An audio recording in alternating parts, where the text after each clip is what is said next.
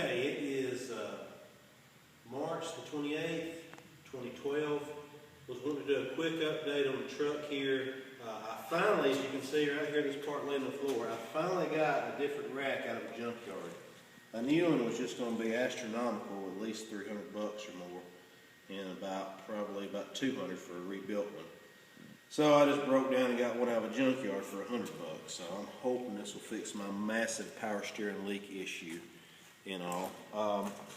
Another problem we've had with the truck here lately is this particular cabin bed. One of the reasons why we went over this cabin bed was because it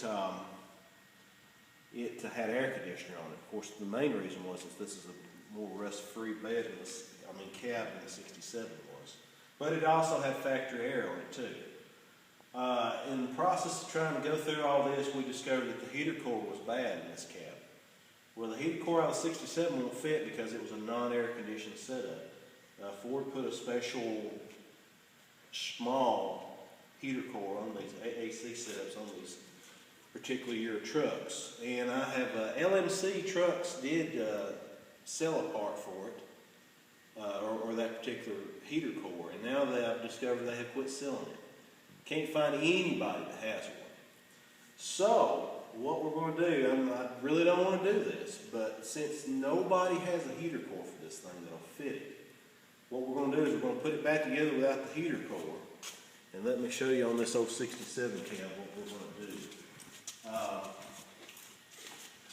that 69 cab is made just like this 67 cab.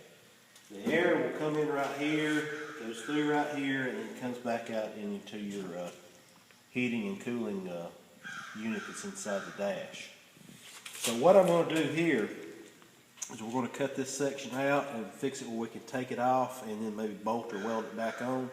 Probably bolt it back on. And we're going to put the heater core inside here, just a standard size heater core that'll fit, because I can't find a heater core that'll fit where it's supposed to go on that one. And that way we'll at least have heat in the wintertime now. It'll make it more difficult to mix heat and cool air, say in the spring and fall, when you kind of not so hot, not so cold air for your defroster. But I'll just have to make that sacrifice. I don't know any other way until I can find a heater core. So what we'll have to do, come back over here,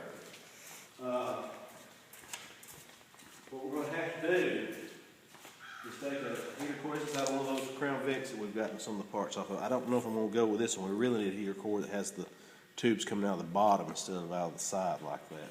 What we're going to have to do is remove this fender and do what I was talking about on that 67.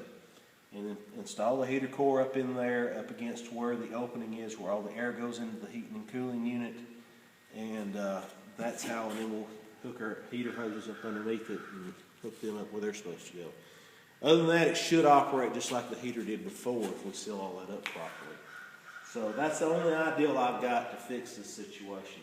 That, and get our rack installed, and a few other things we've got to button the dash up with. I know I keep on talking about that. But add a little bit of fluid to that posi track rear end we put up under it. Hope that works all right. And that's going to be about it.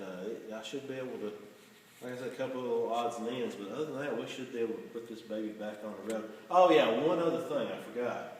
I got to go somewhere that makes custom AC hoses and have those some hoses that will hook up the Crown Vic compressor and condenser up to the hoses here that go to the old F-100 AC evaporator inside the dash. So that's another thing we'll have to do.